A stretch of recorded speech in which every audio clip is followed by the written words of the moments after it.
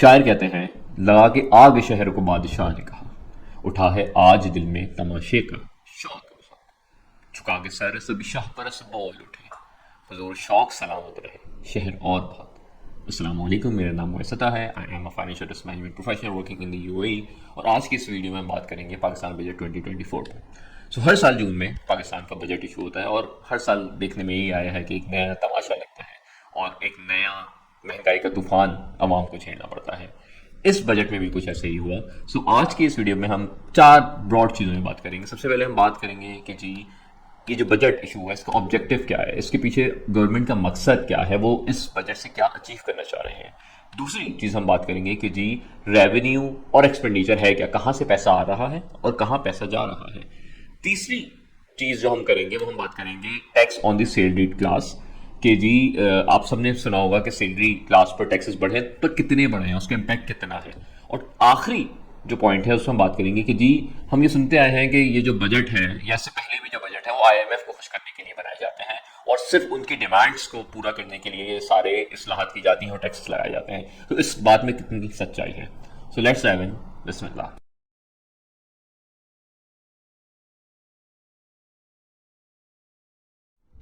Okay, so let's talk about budget objective. जब भी budget issue होता है उसके पीछे कुछ मकासद होते हैं, कुछ ऐसे इकदाम होते हैं जो गवर्नमेंट करना चाहती है। इस बजट में जो बजट के डॉक्यूमेंट है समरी, उसमें 8 ऐसे मकासद का जिक्र किया गया है। जो पहला मकसद गवर्नमेंट कहती है वो कहती है कि जी they want to attain economic stability through fiscal consolidation and efficient money management. अच्छा, फिस्कल कंसोलिडेशन से क्या मुराद है? फिस्कल कंसोलिडेशन ये कि जी गवर्नमेंट अपने अखराजात कम करना चाहती है और रेवेन्यू बढ़ाना चाहती है ताकि जो माली खसारा है, जो फुकदान है फाइनेंसेस का, जो पैसे गवर्नमेंट के पास नहीं है उसे कम किया जाए। इस एक्सरसाइज को फिस्कल कंसोलिडेशन कहते हैं। तो इस एक्सरसाइज के थ्रू ये ऑब्जेक्टिव गवर्नमेंट ने बोला कि ये करना चाहते हैं। दूसरी चीज ये कि वो पब्लिक डेट टू जीडीपी, जो हमने डेट लिया हुआ है, जो कर्जा हमने लिया हुआ है जीडीपी के मुकाबले में, जीडीपी वो अमाउंट है जो कि हमारी पूरी इकोनॉमी की प्रोडक्शन होती है, एक वो नंबर जो कि हमारे आउटपुट को रिप्रेजेंट करता है, उसे ये सस्टेनेबल लेवल्स पे लाना चाहते हैं। सस्टेनेबल क्या है, इस पे कोई बहस नहीं, इस पे कोई तस्करा नहीं है। और फिर वो ये भी कहते हैं कि जी they want to prioritise improvement in countries balance of payment position. तो हम जो दरामदाद करते हैं और जो हम बरामदाद करते हैं, हमारा जो करंट अकाउंट डेफिसिट हमेशा से रहा है, अभी कुछ अर्से पहले सरप्लस में आया है due to certain measures, but ये बैलेंस ऑफ पेमेंट को मैनेज करना चाहते हैं। इसकी वजह से करेंसी जो है वो हमारी जो एक्सचेंज रेट है वो हमारा मेंटेन रहता है। Then they want to strengthen policy framework और वो रिवाइटलाइज करते हैं प्राइवेट सेक्टर को फोकस करना चाहते हैं, एंटरप्रेन्योरशिप पे काम करना चाहते हैं, इन्वेस्टमेंट लाना चाहते हैं मुल्क में और इनोवेशन को प्रमोट करना चाहते हैं। और इससे वो क्या चाहते हैं कि जी इकोनॉमिक ग्रोथ हो। तो ये बहुत ही बड़ा और बहुत ही आप कह लें एम्बिशियस किस्म का गोल है जो इस बजट में सेट हुआ है। Then they want to support vulnerable section of society through poor initiatives. तो सबसे पहले तो मुझे इस पुअर के वर्ड पे थोड़ा सा एतराज है। जनरली पुअर का वर्ड इस्तेमाल नहीं किया जाता, but having said that they want to support the poor और द अंडर प्रिविलेज क्लास, जो कि गरीब तबका है हमारे मुल्क का, उस पर काम करना चाहते हैं। Then they want to improve service delivery public good और वो पीएसडीपी जो हमारा डेवलपमेंट फंड है उस पर ज़्यादा पैसे लगाना चाहते हैं। वो एजुकेशन और स्किल डेवलपमेंट पे काम करना चाहते हैं यूथ की, और वो green and gender responsive budgeting लाना चाहते हैं फाइनेंस मैनेजमेंट में। तो इसके लिए भी कुछ थोड़ा बहुत बजट रखा गया है। This something that seems to be directly coming from the IMF, but अगले कुछ स्टेप्स में बात करेंगे कि जी ये जो ऑब्जेक्टिव डिफाइन हुए हैं, ये जो ऑब्जेक्टिव गवर्नमेंट करना चाह रही है इस बजट के थ्रू, क्या वो जो बजट बनाया है वो भी उसी डायरेक्शन में या इसमें कुछ तजाद है। सबसे पहले हम बात करेंगे कि जी बजट की अजम्पशंस क्या है। सही है। अच्छा, बजट की अजम्पशन से मुराद क्या है? जब भी कोई बजट इशू होता है उससे पीछे कुछ अजम्पशंस होती हैं, कुछ ग्रोथ टारगेट्स होते हैं कि फॉर एग्जांपल आज हमारा जी जो इकोनॉमी है वो लेट्स से $250 बिलियन पे मौजूद है। तो हम ये कहते हैं कि जी 10% से बढ़ेगी तो ये तकरीबन लेट्स से $275 बिलियन पे चली जाएगी। ठीक है। तो जब इकोनॉमी इतने से बढ़ेगी तो ऑफकोर्स लोगों को एम्प्लॉयमेंट भी लगेगी, बिजनेस भी ग्रो होगा, इंडस्ट्रीज भी लगेंगी, वो सारी चीजें होंगी। ठीक है। लेकिन अगर ये जो 10% ग्रोथ का ऑब्जेक्टिव है ये मीट नहीं हो पाता तो जितने ऑब्जेक्टिव्स हैं, जितने टारगेट्स हैं, जितनी भी टैक्स रेवेन्यूज हैं, जितने भी एक्सपेंडिचर हैं, वो सब हिल जाएगा। ठीक है, तो ये जो अजम्पशंस होती हैं जिसकी बेस पे वो बजट बनता है, ये बहुत क्रिटिकल होती हैं, क्योंकि ये डिफाइन करती हैं कि जी आप उस बजट टारगेट को अचीव कर पाओगे कि नहीं कर पाओगे। तो तीन जो ब्रॉड अजम्पशंस ली गई हैं इस बजट को लेकर, वो ये ली गई हैं। सबसे पहले ये कि हमारी जो जीडीपी ग्रोथ है वो बढ़ेगी 3.6% पे। As a developing country is extremely low. Again हम 3-4% से ग्रो कर रहे होते हैं, जो कि अगर हम डेवलपिंग नेशंस में देखें तो बहुत नीचे है। देयर आर कंट्रीज, चाइना की 8-9% की ग्रोथ है, वियतनाम की आपको 8-9% की ग्रोथ मिलेगी, इंडिया 7-8% पे ग्रो कर रहा होता है। तो उसके हवाले से हमारी जो जीडीपी ग्रोथ है वो जनरली कम रहेगी है। पिछले साल हमारी और कम थी, वी ग्रो बाय अबाउट 2.4%। ठीक है, हमने सिर्फ 2.5% की तकरीबन ग्रोथ की थी, तो ये उससे बेहतर हम ग्रोथ की एक्सपेक्टेशन रखते हैं। दूसरी जी कि इन्फ्लेशन क्या है, सही है। तो इन्फ्लेशन का जो टारगेट सेट किया गया है वो 12% सेट किया गया है, जो कि मेरी समझ से तो बाहर है, क्योंकि अभी जो इन्फ्लेशन वो चली है वो तकरीबन 28-29% की चल रही है। और इनका कहना यह है, गवर्नमेंट ये मानती है कि जो मेजर्स ले रहे हैं उसके नतीजे में इन्फ्लेशन 12% पे वापसी आ जाएगी।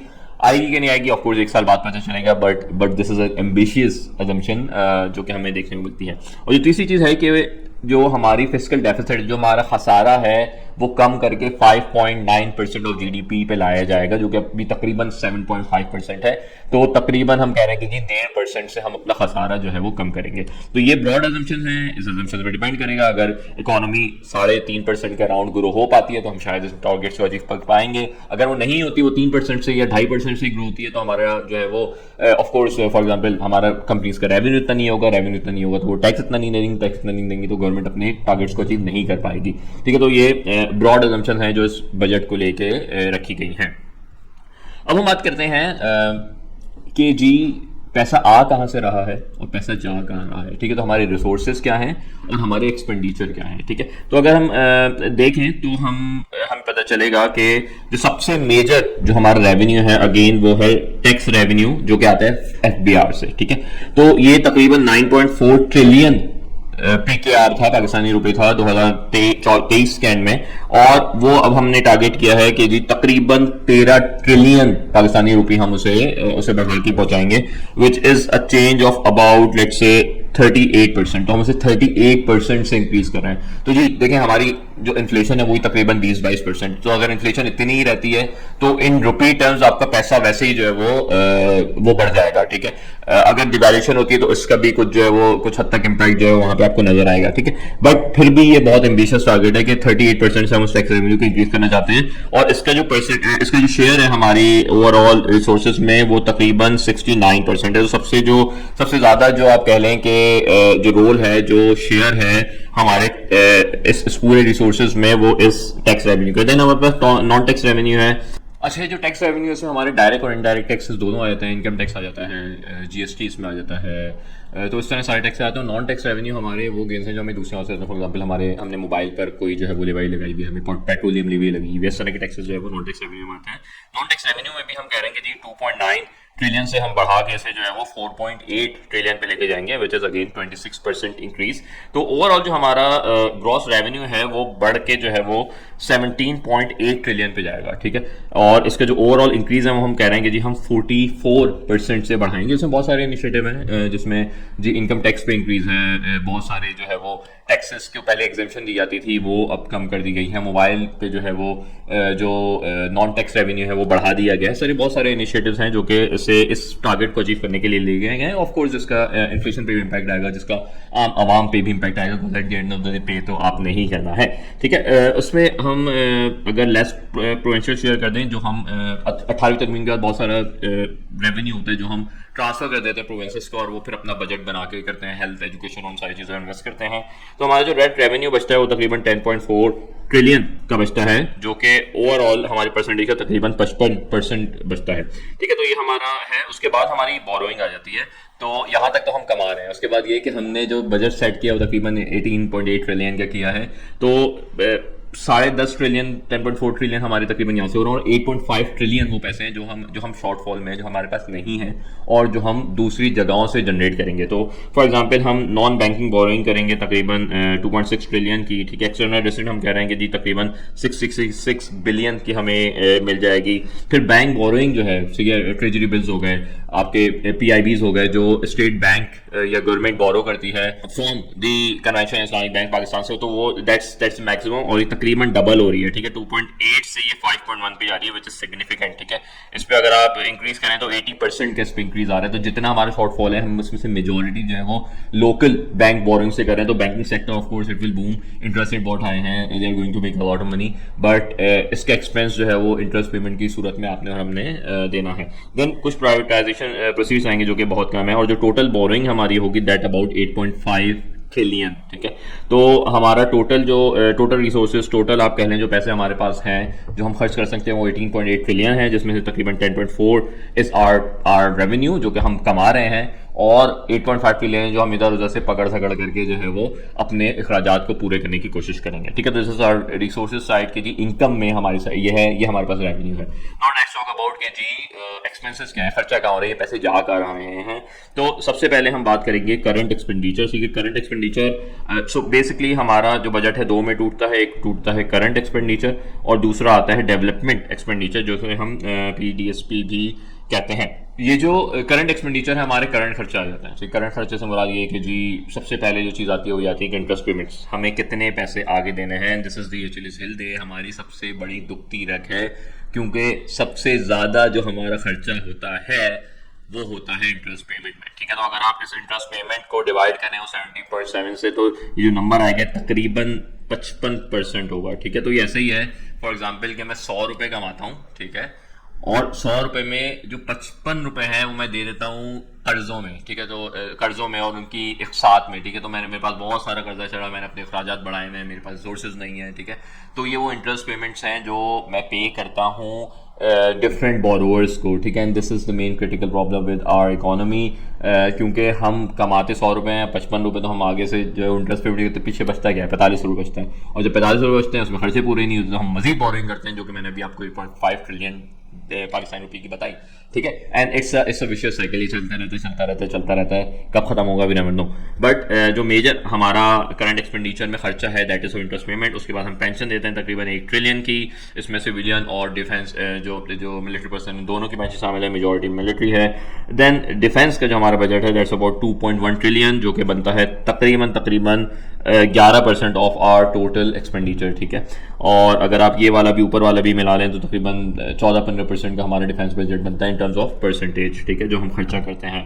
तो ये है। उसके बाद जो हम दूसरे प्रोविंसेस को देते हैं वो तकरीबन हम 1.8 ट्रिलियन दे रहे हैं दूसरे प्रोविंसेस को। एक बहुत इंटरेस्टिंग बात है, प्रोविंसेस को जो एलोकेशन होती है वो होती है ज़्यादा पॉपुलेशन की बेसिस पे। जैसे पंजाब को सबसे ज़्यादा अबाउट 51% का रेवेन्यू जो है वो पंजाब को जाता है, तकरीबन 25% का रेवेन्यू जो है वो सिंध को जाता है, और जो बाकी 25 बचता है उसमें से तकरीबन 14 KP को जाता है, और तकरीबन 9-10 के करीब जो है वो बलूचिस्तान को जाता है। एनीवे, तो सब्सिडीज़ में भी इजाफा किया गया है, 1 ट्रिलियन से हम तकरीबन 1.4 ट्रिलियन पे आए हैं। ये तकरीबन जो है जी 28% का इंक्रीज़ है।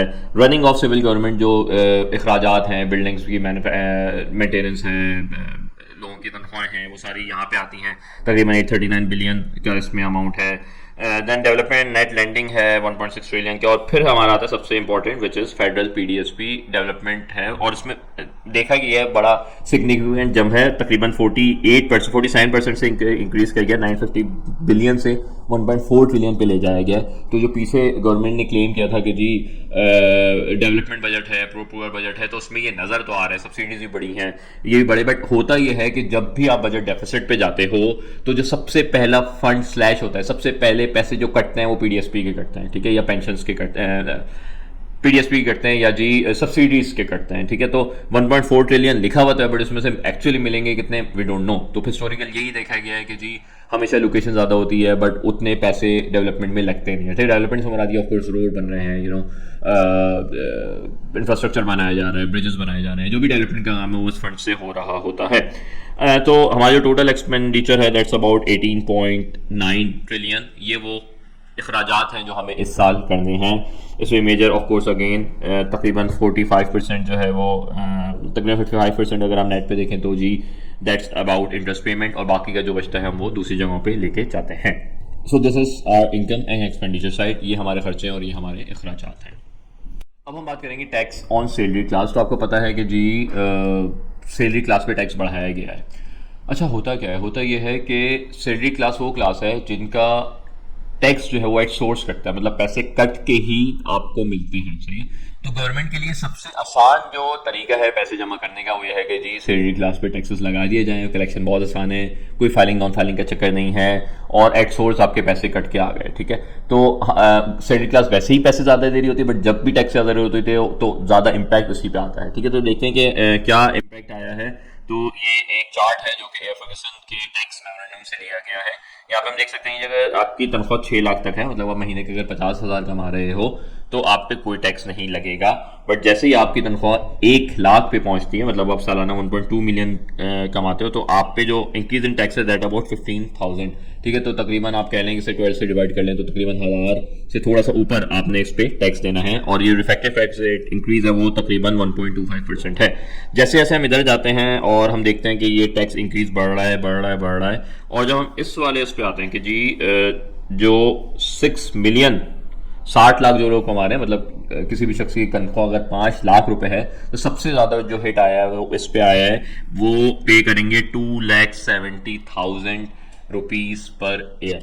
ठीक है। तो तकरीबन 22-23 हज़ार रुपए के अराउंड उनकी मंथली पेमेंट जो है वो जाएगी, इंक्रीज जाएगा उसमें, मतलब इस अमाउंट से उनकी तनख्वाह अब कम हो जाएगी। ठीक है। और ये जो इसके बाद है ये कांस्टेंट रखा गया। ठीक है। जैसे जैसे आपकी इनकम कम हो रही है, आप देख रहे हैं कि इफेक्टिव टैक्स रेट इंक्रीज जो है वो कम होके वापसी 1.8% पे आ रहा है। सो ये वाले जो 3 ब्रैकेट्स हैं 3.2 से लेट्स से 6 मिलियन तक, ये वो ब्रैकेट है जिसपे सबसे ज्यादा हिट आई है। इसमें होता है क्या है, ऑफ कोर्स ये सीधी सीधी आपकी कटौती है, ये आपके एक्स्ट्रा 15,000 है जो आपकी पॉकेट में आते थे अब नहीं आएंगे। Ideally it should be covered through increments, कि जी आपकी कंपनी हर साल इंक्रीमेंट लगाती है, वो ज़्यादा इंक्रीमेंट लगाए, बट जनरली इतना ज़्यादा इंक्रीमेंट लग नहीं रहा होता। On an industry on an average 8 से 12% का जो है वो इंक्रीमेंट लग रहा था, डिपेंडिंग ऑन इंडस्ट्री, बट इससे ज़्यादा नहीं लग रहा होता। इन्फ्लेशन एडजस्टेड इंक्रीमेंट्स हमारे नहीं लगते। ऐसा नहीं होता कि इन्फ्लेशन 22% पे है तो जी इंक्रीमेंट 25% पे लगे, बहुत कम इंडस्ट्रीज में ऐसा होता है। और इसी वजह से जो बहुत ज़्यादा जो बैकलेश आ रहा है वो इस पर्टिकुलर चीज़ को लेके आ रहा है, क्योंकि बहुत सारी ऐसी जगहें थी जहाँ पे टैक्स लगाया जा सकता था, इस टैक्स के शॉर्टफॉल को कंप्लीट किया जा सकता था, but government opted for the shortcut. जो सबसे आसान तरीका लगा उन्हें, वो उन्होंने अडॉप्ट किया कि जी सैलरी क्लास पे मजीद टैक्स बढ़ा दें, which is not that feasible especially for the salary class। अच्छा, जब 12 जून को ये इशू हुआ तो उस वक्त ये उम्मीद थी कि शायद इसमें कुछ रिवीजन होगा, बट आज 28 जून को वो जो हमारा टैक्स है वो अप्रूव भी हो गया, तो कोई ऐसी जो है वो गुंजाइश बाकी नहीं रही। आपने ये टैक्स पे करना होगा और इस बजट को जो है वो बर्दाश्त करना होगा। अच्छा, अब हम बात करते हैं कि क्या ये बजट आईएमएफ के कहने पर आया है कि नहीं। Before we go into that हम ये बात इस्टेब्लिश करते हैं कि जी आईएमएफ का रोल क्या है।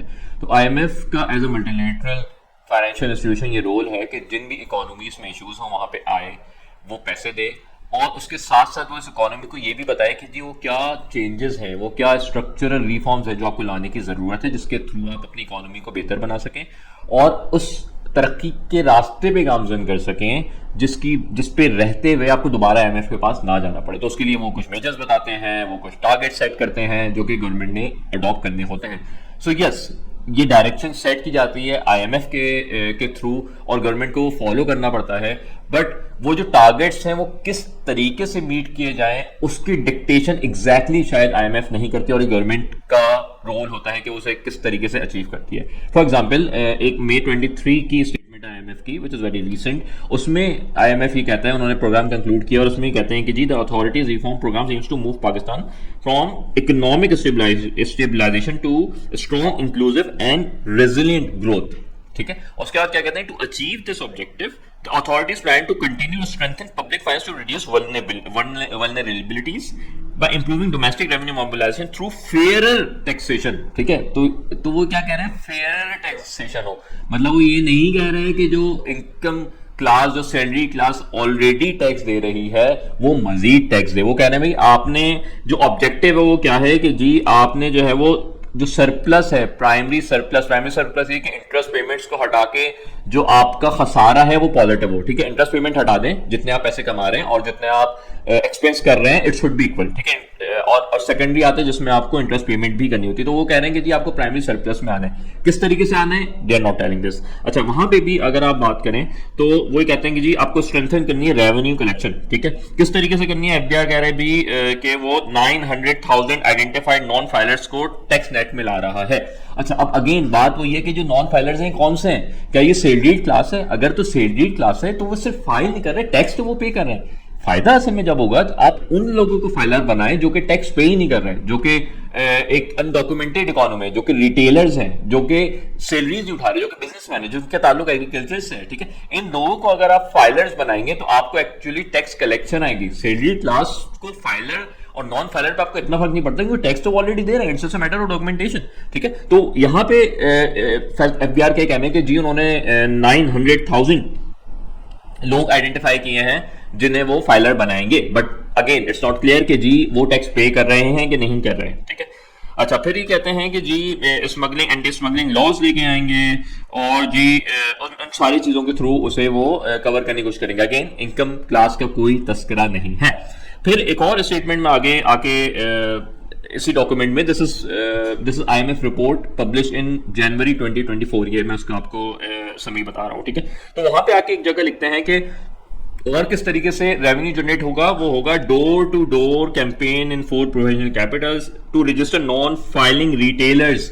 IMF कह रहा है कि जी आपने रिटेलर पे फोकस करना है, और IMF नहीं कह रहा, ये गवर्नमेंट ने बोला है कि हम इस पे फोकस करेंगे, बट जब बजट आता है तो रिटेलर्स की बात नहीं होती। अगेन टैक्स आके इनकम और सैलरी क्लास पर ही लगता है, ठीक है। तो द पॉइंट इज कि यस IMF के ऑब्जेक्टिव को मीट करने के लिए बजट बनाया जाता है, बट उसकी जो डायरेक्शन है वो किस तरीके से आ रही है, वो किस तरीके से करनी है, कितने आसान तरीका अडॉप्ट करना है, it comes down to the government. और गवर्नमेंट ने हर साल की तरह इस साल भी आसान रास्ता चुना। उन्होंने रिटेलर्स को टारगेट नहीं किया, उन्होंने बिजनेसमैन को टारगेट नहीं किया, उन्होंने एग्रीकल्चर सेक्टर को टारगेट नहीं किया, और वो क्लास जो कि सैलरी क्लास है जो ऑलरेडी टैक्स दे रही थी, उन्होंने उस पर ही मजीद टैक्सेस बढ़ाए ताकि वो अपने उस टारगेट को मीट कर सकें। So this is what we had from this video. If you have any comments, please feel free to write in the comment section. अगली वीडियो में मिलते हैं। शुक्रिया, अस्सलाम।